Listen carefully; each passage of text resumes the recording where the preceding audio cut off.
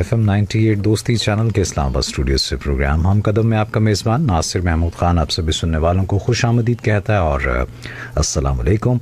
जहाँ जहाँ तक आवाज़ पहुँच रही है, उम्मीद है हमारे सभी सुनने वाले खैरियत से होंगे, अपना और अपनों का ख्याल रखते होंगे और उम्मीद है कि साल 2021 के 10वें महीने का 5वां दिन आपका अच्छा गुजरा होगा।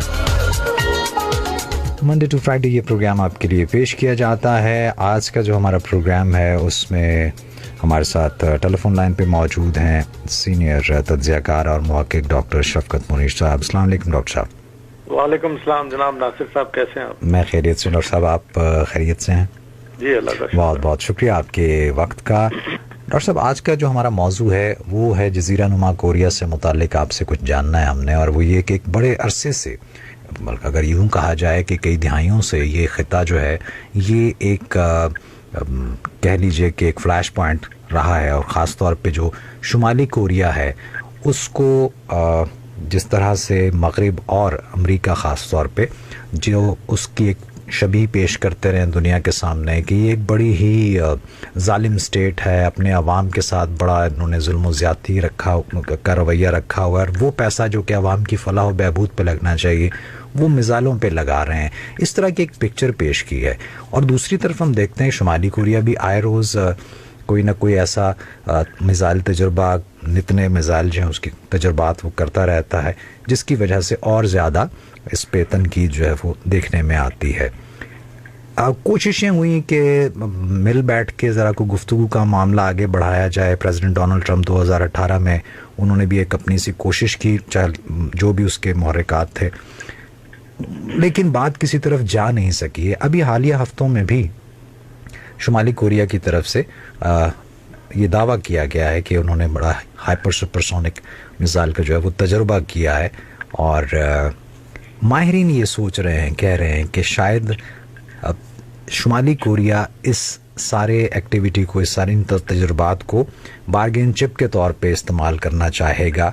आप कैसे देखते हैं कि ये क्या सूरत हाल है? ये प्योंगयांग जो है वो क्यों लचक का मुजाहरा नहीं कर रहा और ये उसकी तरफ से हमें आए रोज मिसाइल के तजुर्बात देखने को मिलते हैं? देखिए, ये बड़ी रेलेवेंट बात है कि इसका इमेज कैसे बनाया जाता है। अब आप ये देखें, हम भी ये कह रहे हैं कि आए दिन वो मिसाइल करे, वो कब दूसरी तरफ आएगा? ये इमेज किसने बनाया हमारे जहनों में? ये इमेज बनाया वेस्टर्न मीडिया ने।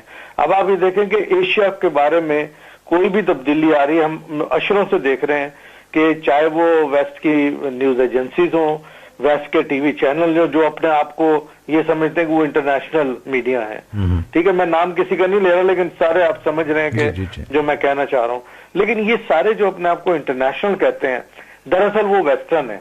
इंटरनेशनल अगर होते तो वो एशिया को एशिया के सही पर्सपेक्टिव में देखते, अफ्रीका को अफ्रीका के सही पर्सपेक्टिव में देखते। वो हर मुल्क को या हर खित्ते को यूरोपियन एंगल से या यूरोपियन लेंस से ना देखते। अब आप ये देखें कि एशिया के बारे में चाहे वो शुमाली कोरिया हो या ईरान हो या और कोई ममालिक हो, या फॉर दैट मैटर चीन के साथ भी आजकल काफी इसी किस्म का रवैया है। फिर पाकिस्तान को आपने देखा कि वो कभी ना कभी वो बड़े दोस्त बन जाते हैं, कभी अपनी शिकस्त का बदला भी पाकिस्तान पे डालने की कोशिश करते हैं। तो ये क्या है? ये इमेज क्राफ्टिंग जो होती है मीडिया की, मीडिया का जो एक होता है ना मीडिया मैनेजमेंट, मीडिया क्राफ्टिंग, ये जो इमेज क्राफ्टिंग करता है ना मीडिया, वेस्टर्न मीडिया, वो अपने कंपनियों के मफाद, आप देखें मीडिया की जो कंपनी है उनमें मल्टीनेशनल जो कंपनी है यूरोप की, उनके भी शेयर्स हैं। ठीक है ना? तो वो अपने मफादात के लिए सारी चीजें करते हैं। अब कोरिया को जो इन्होंने बिल्कुल एक ऐसा मुल्क बना के पेश किया हुआ कि शायद ये कोई बहुत बड़ा कोई इस किस्म का मुल्क है जो शायद शरारत ही करता रहता है, कोई और काम नहीं करता। अब ये सोचने की जरूरत है वो ऐसा क्यों करता है। उधर थोड़ा सा मैं अब आपकी तरफ, ये थोड़ा सा मैंने बैकग्राउंड इसलिए बताया ताकि हमें पता चले कि वेस्टर्न मीडिया किस तरह एशियन कंट्रीज का एक बैड इमेज बनाता है। अब आ जाते हैं अवामी जमहूरिया कोरिया, जिसे शुमाली कोरिया भी कहते हैं, उसके गुज़श्ता हफ्तों के मिसाइल तजर्बात पे। मिसाइल के तजर्बात वो पहले भी करते रहे, डिफरेंट रेंज के क्रूज मिसाइल, बैलिस्टिक मिसाइल और इसी तरह एंटी एयर मिसाइल। लेकिन जिसका आपने भी जिक्र किया इंट्रो में, हाइपरसोनिक मिसाइल, ये एक नई डेवलपमेंट है। और ये डेवलपमेंट अगर बकौल अगर उनके दावे के, अगर उनका दावा सच्चा है शुमाली कोरिया का कि वाकई ये हाइपरसोनिक मिसाइल हैं जिनका उन्होंने तजर्बा किया है, तो फिर जाहिर है कि इसके बहुत दूर जो असरात हैं वो हमें देखने को मिलेंगे। पहला तो बज़ाहिर मुझे ये लग रहा है कि ये जो तजर्बात किए गए हैं, अब जब किसी एक मुल्क को दीवार के साथ लगाएंगे, इग्नोर करेंगे, तो वो अपनी अहमियत किसी तरीके से तो हासिल करेगा ना। ये लग ही रहा है कि शायद ये तजर्बात भी इसीलिए शुमाली कोरिया ने किए कि आने वाले वक्तों में जब जनूबी कोरिया जो उसके दूसरे काउंटर पार्ट हैं उनके साथ बातचीत हो, या अमेरिका से पाबंदियां हटवाने के लिए अगर कहीं मुज़ाकरात होते हैं, तो इस किस्म की अगर सिचुएशन होगी तो शायद शुमाली कोरिया को कुछ लेवरेज हासिल हो जाए। ये जो पॉलिटिकल माइलेज और पॉलिटिकल लेवरेज होता है वो दो तीन तरीके से आता है। एक तो ये कि आप इक्तिसादी तौर पे अपनी पोजीशन को बहुत स्ट्रॉन्ग कर लेते हैं। दूसरे, आप मुख्तलिफ इत्तेहादों के जरिए अपनी पॉलिटिकल पोजीशन स्ट्रॉन्ग कर लेते हैं।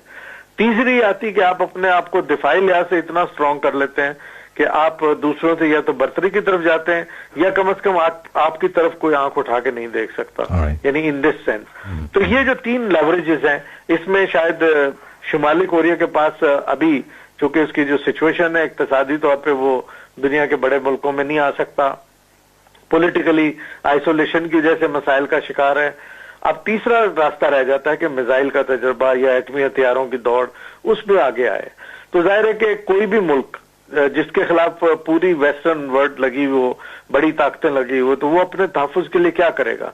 ये तो नहीं करेगा अपना दूसरा गाल पेश कर देगा। तो यकीनन उसके पास एक यही ऑप्शन रहता है, और ये ऑप्शन उसके लिए छोड़ा इसीलिए ये ऑप्शन जो रवैया शुमाली कोरिया के साथ रखा जाता रहा, उसकी वजह से सिर्फ उसके पास एक ही ऑप्शन रह गया। ना वो इकोनॉमिक कर सकता है, ना पॉलिटिकल, तो जाहिर है वो डिफेंस पे पर तवज्जो देते हैं।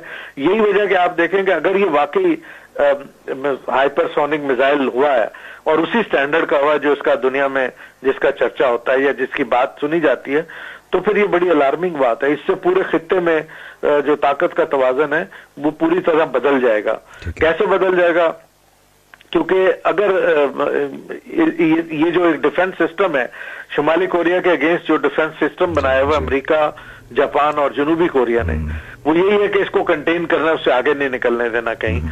अभी तक आप ये देखें जितने भी हथियार जनूबी कोरिया ने, यानी जब से सीज फायर हुआ, वैसे तो अगर देखा जाए तो जिस तरह हथियारों की दौड़ चल रही है, ये जो डिफेंस सिस्टम एक दूसरे के रिप्लेस किए जा रहे हैं, अगर उसको देखें तो अभी भी मैं ये समझता हूं कि जनूबी ये जो जजीरा नुमा कोरिया है वहां जंग खत्म नहीं हुई। सीज फायर जो हुआ उसके बाद से जो एक टेंशन है, यानी जो एस्केलेशन हुई है, फौजी कशीदगी मौजूद है, उससे न सिर्फ एक अमन की राह हमवार नहीं हो रही बल्कि एक कशीदगी की सूरत कायम है।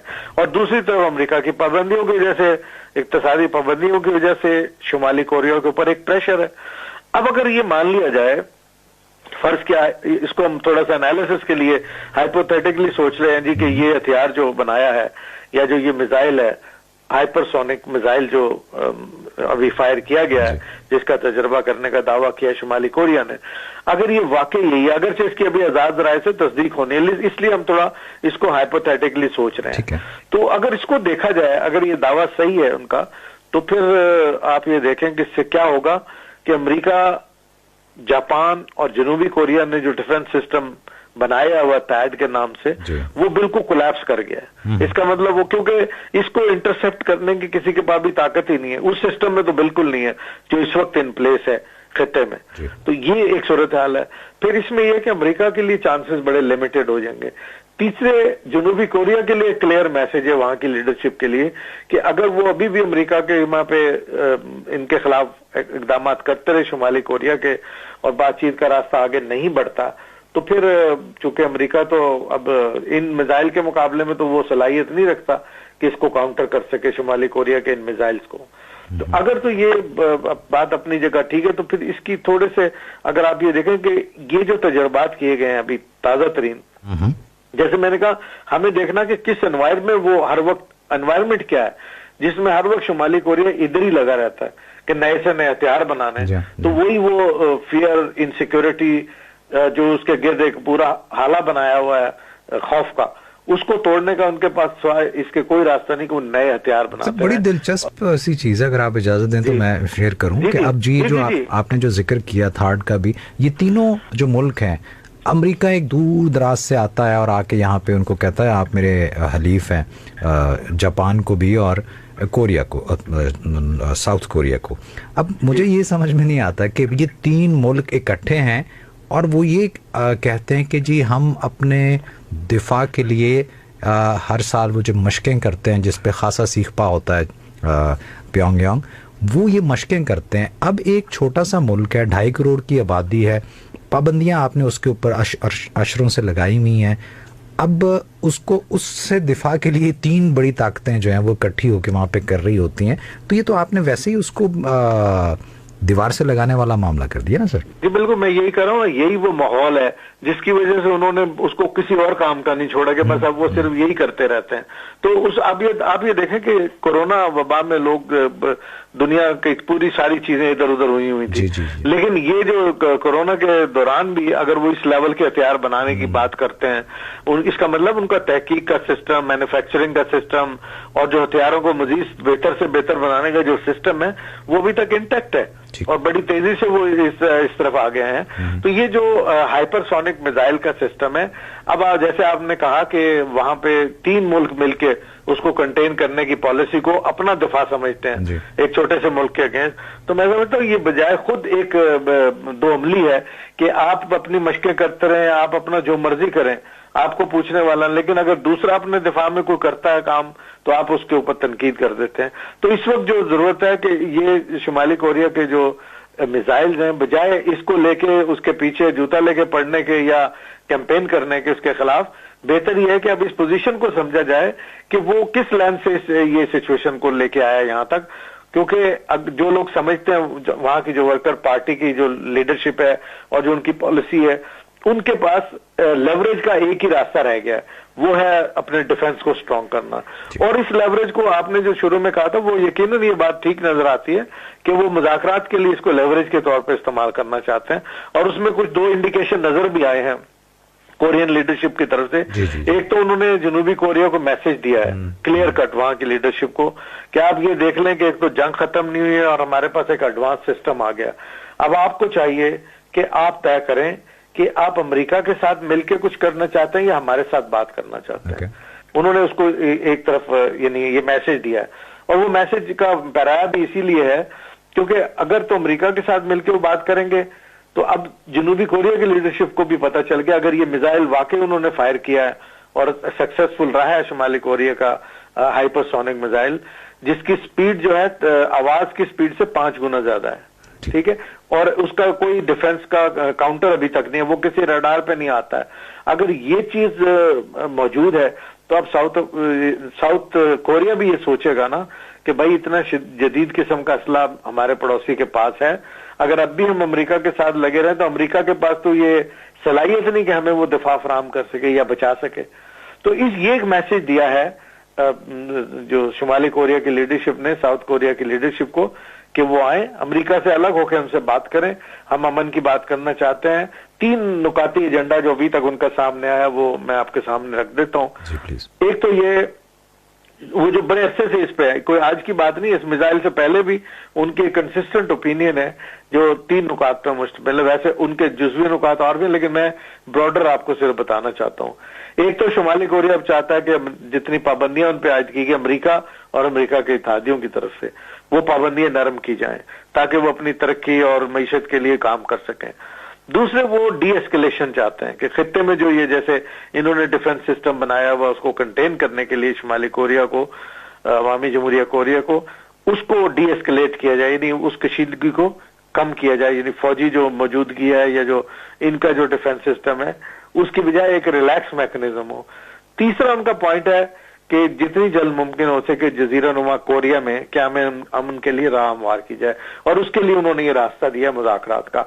कोरिया को जो ना जनूबी कोरिया को उन्होंने कहा जी कि आप हमसे अलग से मिलकर बात करें ताकि हम इलाकाई सतह पे जो सिस्टम है उसको देख सकें।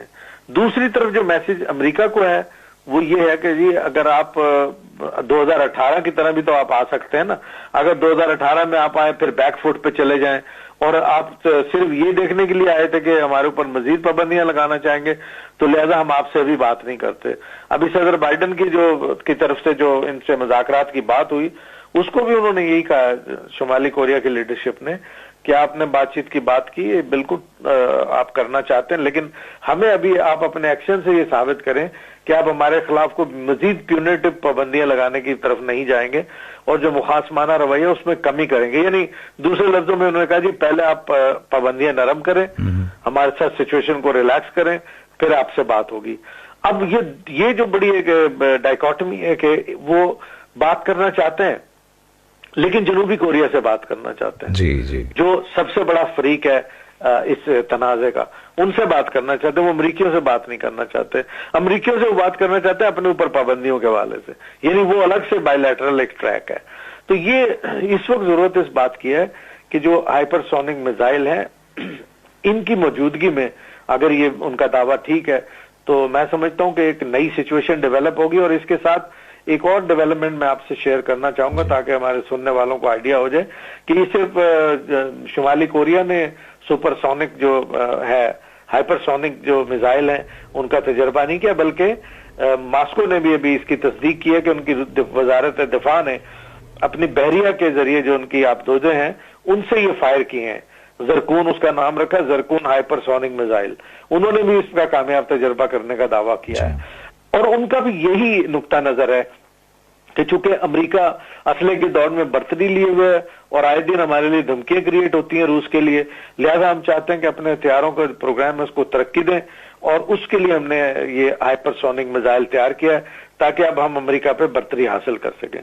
तो ये इसमें बड़ा वाज़ेह है, जैसे अभी आपने भी जिक्र किया कि दूर से आने वाला एक मुल्क अगर खित्ते में अपनी मौजूदगी को रख के ये साबित करना चाहे कि जी मैं यहाँ पे एक थानेदार का किरदार अदा कर सकता हूँ, तो वो शायद अब अगर ये दोनों मुल्कों ने मिसाइल बना लिया है, ये हाइपरसोनिक, रूस ने भी और शुमाली कोरिया ने भी, तो उससे मुझे ये लगता है कि अगर ये वाकई सारी रिपोर्ट्स ठीक हैं, अगर ठीक नहीं है तो जाहिर है फिर इन दो मुल्कों के लिए भी जगहसाई हो सकती है कि इन्होंने इतना बड़ा दावा कर दिया। लेकिन अगर वो उनका दावा ठीक है तो फिर मैं समझता हूँ कि इन मिसाइलों की वजह से इलाकाई सतह पे जो अमरीकी दिफाई निजाम बना हुआ है खित्ते के मुल्कों के साथ मिलके, उसको शायद धचका लगेगा और वो शायद उतना अभी स्ट्रॉन्ग पोजीशन में नहीं होगा जितना कि हाइपरसोनिक मिसाइल सिस्टम की वजह से अब शुमाली कोरिया की एक एज हो गया इस खित्ते में और ओवरऑल एशिया पैसिफिक में रशिया के पास अब ये चीज आ गई है। तो अब कम से कम एक चीज है कि अब जब बातचीत के लिए अपनी पोजीशन या लेवरेज को स्ट्रॉन्ग किया है शुमाली कोरिया ने, तो उसकी दो वजूहत है। एक तो अब उनके पास फर्स्ट अटैक करने की जो सलाहियत है वो स्ट्रॉन्ग हो गई है, ठीक है। दूसरा अगर उनके ऊपर अटैक होता है तो वो दुश्मन का हमला पसपा करने के लिए सेकंड अटैक की उनकी जो सलाहियत है वो स्ट्रॉन्ग हो गई है। तो ये बड़ी इंपॉर्टेंट बात है कि उसने अपनी पोजीशन को मुस्तहकम कर लिया, पोजीशन को मुस्तहकम किया। ठीक है। अगर आप ब्रेक लें तो फिर मैं वही अर्ज कर रहा हूँ डॉक्टर साहब, एक ब्रेक है, ब्रेक से जब वापस आते हैं सुनने वालों को ये भी बताना चाहेंगे कि ये एशियाई मुल्क है, ठीक है, और हम क्यों आज इस मौजू पे बात कर रहे हैं। हम कोई कहे जी आप पाकिस्तान में बैठे हुए हैं, आपका क्या लेना देना जी साउथ कोरिया या नॉर्थ कोरिया क्या करें, हम सर बिल्कुल ये बात करना बहुत जरूरी बताएंगे। डॉक्टर साहब बात हम कर रहे थे कि शुमाली कोरिया जो है वो इन मिसाइल तजर्बात को अपनी पावर को ज़्यादा स्ट्रॉन्ग करने, चाहे वो मुज़ाकरात की बात हो या दिफा के हिसाब से, वो अपनी पोजीशन को स्ट्रॉन्ग करने के लिए इस्तेमाल कर रहा है या उसके लिए सब कुछ कर रहा है। सर शुमाली कोरिया, जनूबी कोरिया हम बचपन से भी पढ़ते आ रहे हैं कि ये दो मुल्क हैं, फिर जज़ीरा नुमा कोरिया है, ये ईस्ट एशिया के ये दो मुल्क हैं। ख़ास तौर पे अगर हम शुमाली कोरिया की बात करें, वहाँ पे होने वाली जो एक्टिविटी है उसका हम पे या इस खित्ते पे क्या असर पड़ता है, कैसे देखते हैं आप इसे? देखिए, बुनियादी तौर पे बात यह है कि अगर थोड़ा सा मैं दो अशरे पीछे चले जाए ना, तो शुमाली कोरिया पाकिस्तान में बड़ी अच्छी तरह नोन था जी, और बाकी एशिया के मुल्कों में बड़ा करीब था।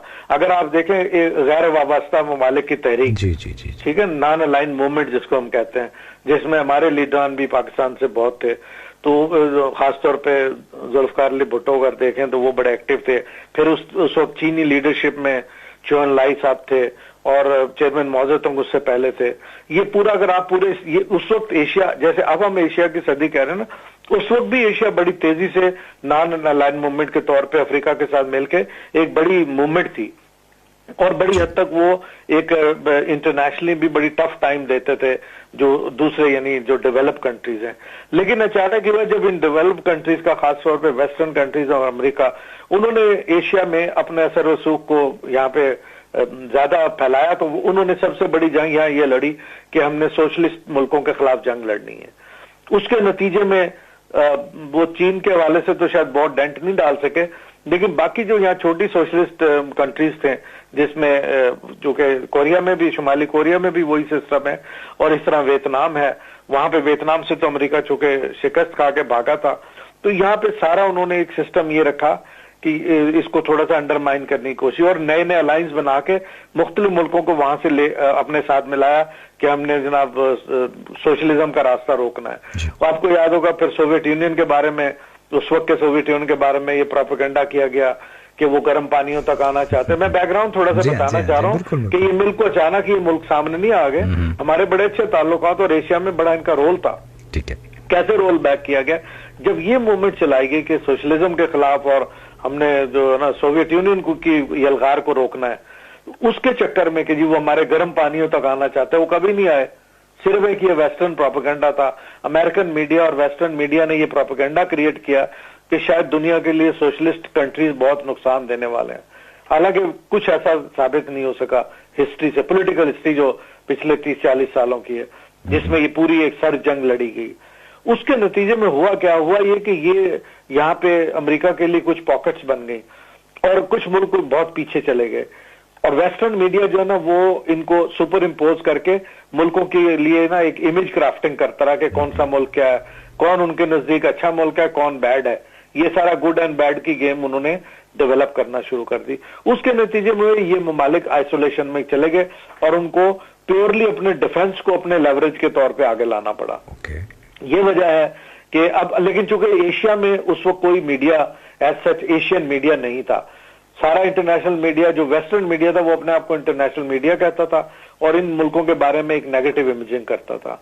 लेकिन अब सूरत-ए-हाल चेंज हो गई है क्योंकि पिछले तकरीबन जो 30-35 साल का अगर आप ही देखें और खासतौर पर हालिया जो 10-12 साल हैं, इसमें बड़ी तेजी से तब्दीली है। अगरचे सोवियत यूनियन उस वक्त टूट गया, लेकिन उसके बाद जितनी वहां से अलग रियासतें हुई हैं, किसी ने आके यहाँ मास्को समेत किसी ने पाकिस्तान या इन मुल्कों पे कोई जारियत नहीं की, कोई गर्म पानियों तक पहुंचने का जो प्रोपेगेंडा था वेस्टर्न, उसमें कहीं सदाकत नहीं निकली। नतीजा ही निकला कि आप पाकिस्तान और एशिया के बाकी ममालिक इन मुल्कों के और करीब हो गए, चीन और तेजी से आगे आया, रूस और चीन तावन और तेजी से बढ़ा। अब ये जो शुमाली कोरिया है ये भी चूंकि इसी एक नेगेटिव इमेजिंग का शिकार रहा है, तो चीन ने इसको सपोर्ट किया और अब आहिस्ता आहिस्ता इसकी जो अप्रोच है वो इसलिए आगे जा रही है कि अब दुनिया भर में इंटरनेशनल मीडिया के नाम पे सिर्फ वेस्टर्न मीडिया कंट्रोल नहीं कर रहा, बल्कि चीन एक बहुत बड़े प्लेयर के तौर पे आ गया मीडिया में, और इसी तरह रूस यानी मॉस्को भी मीडिया इंडस्ट्री में बड़ी तेजी से आ गया है। अब जो खबरें हैं वो दोनों तरफ की जा रही हैं, तो इसलिए जो ना अब ये दोबारा से रिवाइवल हो रहा है एशिया का, जब हम कह रहे हैं एशिया की सदी। इस हवाले से ये मुल्क हमारे लिए अहम है कि आप खुद पाकिस्तान के हवाले से देख लेना, ये शुमाली कोरिया ही था जिसने हमें मिसाइल टेक्नोलॉजी ठीक है, ये पाकिस्तान का दोस्त है ना, पाकिस्तान की दोस्ती में उन्होंने दी थी। लेकिन हम चूंकि एक वेस्टर्न अलाइन में चले गए थे, अब हमारे यहाँ रीअलाइनमेंट हो रही है। हम पाकिस्तान भी देख रहा है कि पाकिस्तान की अपनी एक पोजिशनिंग है, तो ये आहिस्ता आहिस्ता जो ना चीजें अब खुलना शुरू हो रही हैं। इसीलिए मैंने शुरू में कहा था कि यहाँ का जो इमेज बनाए हुए हैं, इन इमेज को तोड़ के एक नई रीअलाइनमेंट की जरूरत है एशिया में जो आगे चली, और शायद उसी को अहमियत देते हुए या उसी को मद्देनजर रखते हुए अपने लेवरेज के तौर पे शुमाली कोरिया ने ये मिसाइल किए हैं। इसका हरगिज मतलब ये नहीं कि वो कहीं जारियत करना नहीं, इससे पहले भी सर देखें, पहले भी उन्होंने किया, लेकिन जारियत तो कहीं नहीं की।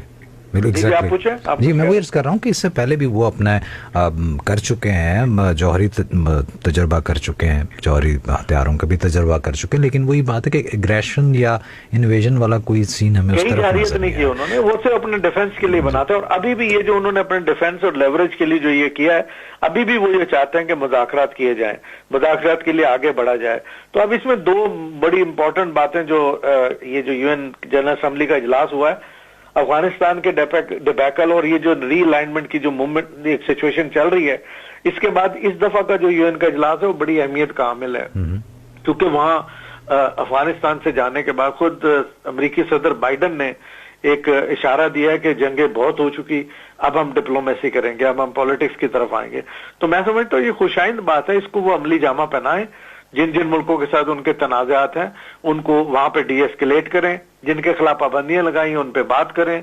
अब चीन के साथ थोड़ा सा उन्होंने ट्रेड लेवल पे बाकायदा बातचीत शुरू कर दी है कि सदर ट्रंप ने जो बहुत सारे वो लगाए थे टैरिफ्स, उनमें रिडक्शन के हवाले से या उनमें कुछ कमी करने के हवाले से अमेरिका की ट्रेड की जो रिप्रेजेंटेटिव है कैथरीन ताई, वो भी मुतहरिक नजर आ रही हैं।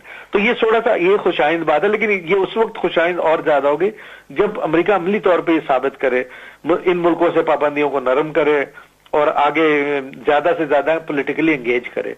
दूसरी तरफ अगर कोरियन कॉन्टेक्स्ट में देखें तो जो जनूबी कोरिया के सदर हैं मून जाए-इन, उन्होंने भी अक़वाम मुत्तहिदा की जनरल असेंबली से जो खिताब किया उसमें उन्होंने जंग के खात्मे की बात की है।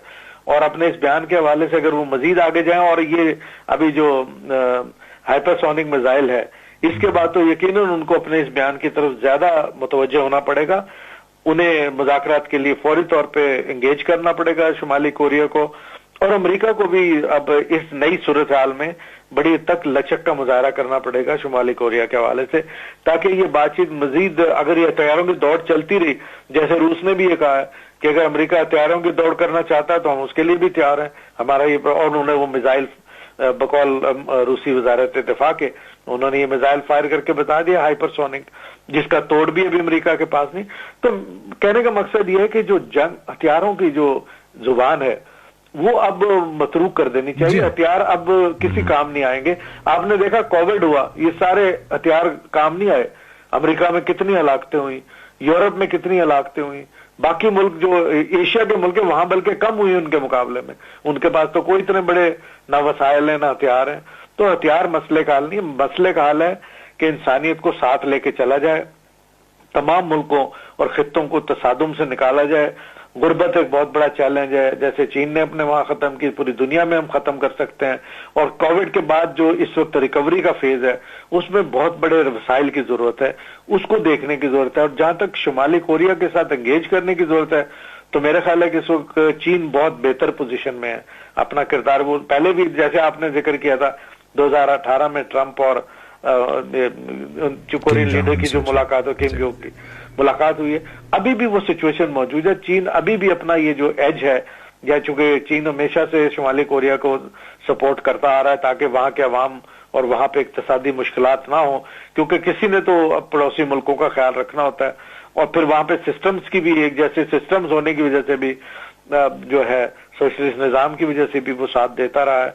डिफेंस के हवाले से भी जाहिर है कि एक एज रहा है। तो ये चीन के पास इस वक्त एक बहुत बड़ा एक समझ ले एज हासिल है, जिसको कोरिया, जनूबी कोरिया और अमेरिका मिलके शुमाली कोरिया के साथ एंगेज करने का एक रास्ता निकाला जा सकता है। जनूबी कोरिया के सर जो बयानात इससे पहले भी आते रहे हैं, खासतौर पे मून जाए-इन की बात कर लें, वो खासे थोड़े हमें लगता था कि वो रैशनल उनका वो अप्रोच उनकी रही है, लेकिन वो ये कि शायद अमेरिका जो है वो नहीं चाहता और वो उसने इस खत्ते में एक कम बखा के रखा हुआ था और वो वही चीज़ें वो लेके चल रहा है।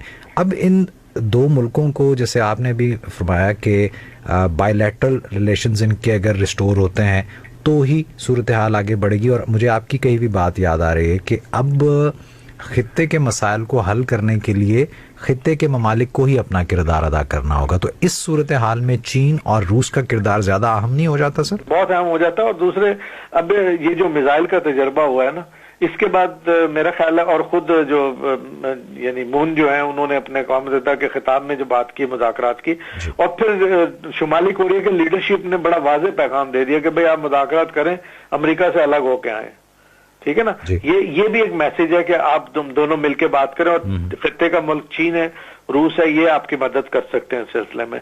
अब अगर मुज़ाकरात के जरिए मामला को आगे लेके जाया जाए तो जजीरा नुमा कोरिया में पायदार अमन कायम हो सकता है और यहाँ तरक्की के। अब आप देखें कि ऐसा नहीं है कि शुमाली कोरिया और जनूबी कोरिया, यकीनन जनूबी कोरिया एक इंडस्ट्रियल कंट्री के तौर पे बड़ी हद तक इमर्ज हुआ है, उस इंडस्ट्री की वजह से वो दुनिया में उसकी एक पोजीशन है, इकोनॉमी है। लेकिन ऐसा नहीं है कि शुमाली कोरियन जो यानी जो क्राफ्ट है या जो क्राफ्ट पर्सन्स हैं वो इतने कमजोर हैं कि वो अपनी इंडस्ट्रियल बेस स्ट्रांग नहीं करेंगे। जब वो मिलिट्री इक्विपमेंट की बेस को स्ट्रांग कर सकते हैं, अगर उनको ये तहफ़्फ़ुज़ और फेयर ना हो कि उन पर अटैक हो सकता है, तो वो अपनी मईशत को बेहतर बनाने और टेक्नोलॉजी की तरफ कितने जा सकते हैं। जब वो सोफिस्टिकेटेड हथियार बना सकते हैं तो सोफिस्टिकेटेड इंडस्ट्री की तरफ भी जा सकते हैं। तो अमन की तरफ उनको लेके जाना, एंगेज करना। अगर उन्होंने ये फायर किए हैं, अगर इस पे आप रद्द-ए-अमल देंगे कि जी हम मजीद पाबंदियां सख्त कर देंगे, पाबंदियों का तो असर पहले भी नहीं हुआ। पहले आपने पाबंदियां लगाई, लेकिन उन्होंने हर तरह के मिसाइल भी बनाए, न्यूक्लियर तजर्बात भी वो कर रहे हैं। तो असल मसले का हल ये है कि आप एंगेज करें, लचक दिखाने की जरूरत है। शुमाली कोरिया से जो पाबंदियां हैं वो खत्म करें ताकि वो अपने अवाम को मजीद रिलीफ दे सकें। फिर ओपन अप करें, उनके लिए पूरी दुनिया को ओपन करें। ये ना हो कि उनके जहाज अटैक हो रहे हैं, वो पूरी दुनिया से मिलें। जब वो ये कर्टन टूट, आयरन कर्टन खत्म होगा, जब वो दुनिया के साथ मजीद इंटरेक्ट करेंगे, देखेंगे दुनिया कहां जा रही, तो वो यकीनन उन्हें पता होगा कि अब वो कोई बहुत ज्यादा खौफ या इस दबाव में नहीं है कि उन पर अटैक होगा। उनका डिफेंस मजबूत है, तो वो दुनिया के साथ ट्रेड भी करेंगे। यही उन्होंने कहा, जो उनके लीडर हैं किम, उन्होंने क्लियर कट कहा है कि हम चाहते हैं कि जनूबी कोरिया से बात हो। सबसे पहले हम आगाज ही ट्रेड और इकोनॉमिक्स से करें, उसके बाद हम मिलिट्री डी एस्केलेशन की तरफ बढ़ें। और इसी तरह उन्होंने अमेरिका को भी ये पैगाम दिया कि आप पहले पाबंदियां नरम करने की बात करें, फिर हम आगे खित्ते में और चीजों को लेके चल सकते हैं। तो मैं समझता हूं कि ऐसी सूरत हाल में अब एंगेज करना और मुज़ाकरात की राह हमवार करना ही बेहतर है। वरना जो हथियारों की दौड़, अगर हम फर्ज के इन पर मजीद पाबंदियां लगे या अमेरिका इससे और सोफिस्टिकेटेड हथियार बनाए, तो उनके पास भी ये सलाहियत मौजूद है। उन्होंने ये साबित भी कर दी, रूस ने भी कर दी है। रूस ने भी यही कहा कि हम चाहते हैं कि अमेरिका के हथियारों की दौड़ के मुकाबले में अपने आप को पीछे ना छोड़ें। तो ये हथियारों की दौड़ जो है ना, ये दुनिया की तरक्की के लिए बेहतर नहीं है। कॉन्फ्लिक्ट अब दूसरी स्टेज पे, अब हथियारों की बजाय आप दूसरी तरफ आए, आप ट्रेड में आए, आप पॉजिटिव डेवलपमेंट की तरफ आए, आप यानी हम नसीब माशरे डेवलप करें। आप देखें कि दुनिया में जहां जहां लोगों को रोजगार मिलेगा, तरक्की होगी, वहां अमन होगा। और वहां पे एक दुनिया में एक ऐसा सियासी कल्चर फरोग देने की जरूरत है जो मुज़ाकरात, बातचीत, एंगेजमेंट और साथ मिलके चलने का कल्चर हो, ना कि वो वही फिर ग्रुपिंग बना के कहीं असला जा रहा है, कहीं असले की वजह से पैसा जा रहा है। तो ये सारे वसाइल जो हैं फिर इंसानी तरक्की की बजाय फिर जंगों की नजर होंगे। और जंगों ने पिछले 200 सालों में आपके सामने जंगों और कॉन्फ्लिक्ट ने दुनिया को इस सतह पे पहुंचा दिया है कि अब कोविड से निकलने के लिए हमें एक ज्वाइंट स्ट्रेटेजी की जरूरत है। बिल्कुल। अच्छा डॉक्टर साहब, निकलने के लिए ज्वाइंट स्ट्रेटेजी की जरूरत है। एग्जैक्टली डॉक्टर साहब, वक्त मेरे पास कम है, मुख्तसरन एक और डेवलपमेंट है, मैं चाहूँगा उस पर भी आप की राय जान लें। जापान जो है वहाँ पे हमने देखा है एक कल्चर है वहाँ पे कि कोई भी मामला जब ऐसे होते हैं तो रेजिग्नेशन जो है वो आ जाता है हाईएस्ट लेवल से। शिंजो एबे ने रिज़ाइन किया, उसके बाद योशिहिदे सुगा जो थे वो आए, उन्होंने अब रिज़ाइन किया और उनकी जगह फूमियो जो है किशिदा वो उन्होंने आज अपना ऑफिस जो है वो संभाल लिया है। कैसे देखते हैं इस तब्दीली को? इस चूँकि ये भी इसी रीजन का मुल्क है और जिस मुल्क कोरियन पेनिनसुला की हम बात कर रहे थे उससे भी ये डायरेक्ट लिंक है, कैसी है ये तब्दीली आपके नज़दीक? ये देखें, बात ये कि जापानीज पार्लियामेंट में जो लिबरल डेमोक्रेटिक पार्टी है, असल में तो इक़्तिदार उसी का, दोनों ऐवानों में उनकी अक्सरियत। लेकिन जो आपने सवाल उठाया वहां पे चूंकि स्टैंडर्ड बहुत हाई है, हमारी तरह नहीं कि सारे पानी गुजर जाए जनाब, कोई ना रिजाइन करता है ना कोई जाता है। या खत्ते के जो तरक्की पजीर ममालिक हैं जहां अभी डेमोक्रेसी इस स्टेज पे नहीं है, जो बड़ी अभी कम से कम ट्रांजिशनिंग डेमोक्रेसीज हैं, वहां की निस्बत यहाँ पे एक डेमोक्रेटिक जो नॉर्म्स हैं वो बड़े स्ट्रांग हैं। यानी विद इन पार्टी भी लीडर अपने आप को कहते हैं जी ठीक है मैं ये नहीं कर सका, आप किसी और को मौका दे दें। तो अब ये जो तब्दीली आई ना, मैं ये समझता हूँ कि ये तब्दीली जो है थोड़ा सा एक अच्छा रोल इसलिए प्ले कर सकती है रीजनल पॉलिटिक्स के हवाले से जो आपने सवाल किया, क्योंकि जो अब वजीर आजम है वो साबका गवर्नमेंट में, यानी जो साबका वजीर आजम के साथ और अपनी पार्टी के अंदर एक अहम लीडर भी हैं और वो वज़ारत खारजा जी पार्टी, वो तो जो भी वजीर आजम पार्टी लीडर बनता है तो फिर वजीर आजम बनते हैं ना, तो ये वहां के वजीर खारजा भी रह चुके हैं। तो इस हवाले से इनके पास चूंकि इनकी कनेक्टिविटी है, ये खारजा अमूर को देखते रहे हैं, इनको जितने अभी रीजनल ब्लॉक्स बने उसमें ये मुज़ाकरात का हिस्सा रहे हैं, इंक्लूडिंग पेनिनसुला कोरिया में जो ये ताड़ है उसको भी वो समझते हैं, जिसमें अमेरिका, जापान और जनूबी कोरिया है।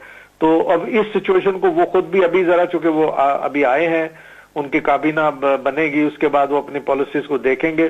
कोई बहुत बड़ा मेजर शिफ्ट तो हमें एक्सपेक्ट नहीं करना चाहिए कि उनकी पॉलिसी में कोई बड़ा शिफ्ट आएगा, लेकिन कम से कम शुमाली कोरिया की तरफ से जो ये मिसाइल का तजर्बा हुआ, अगर ये उनके दावे के मुताबिक वाकई ये हाइपरसोनिक मिसाइल है, तो वो जापान के लिए भी एक थोड़ी तशवीश की बात होगी, क्योंकि वो भी उस अलायंस का हिस्सा है जो साउथ कोरिया के, जो नॉर्थ कोरिया के खिलाफ यानी डेमोक्रेटिक रिपब्लिक ऑफ कोरिया के खिलाफ है। तो वो उनको भी थोड़ा सा ये मोहतात होना पड़ेगा।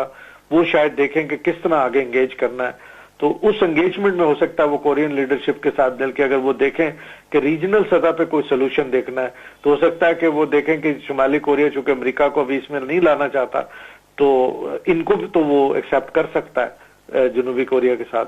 तो अब देखना होगा कि आगे उनकी पॉलिसी और जो उनकी काबीना कैसे अनफोल्ड होती है। मजीद अभी इस पे हमें इंतजार करना पड़ेगा। ठीक, बहुत बहुत शुक्रिया डॉक्टर शफकत मुनीर साहब आपके वक्त का। लिसनर्स, ये था हमारा आज का प्रोग्राम, और अब अपने मेज़बान नासिर महमूद खान को इजाज़त दीजिए। ज़िंदगी शर्त है, और अगर सेहत ने इजाज़त दी तो आपसे मेरी मुलाकात होगी कल रात 8 बजे। जाने से पहले हमेशा एक बात जो कहा करता हूँ, मांगिए उस ज़ात से जो किसी की मोहताज नहीं। टेक केयर, खुदा पामान। प्रोग्राम में पेश किए गए तज्ज़िये और आरा मेहमान तज्ज़ियाकारों और माहिरीन के ज़ाती ख्यालात हैं। चैनल का इससे मुत्तफिक होना जरूरी नहीं।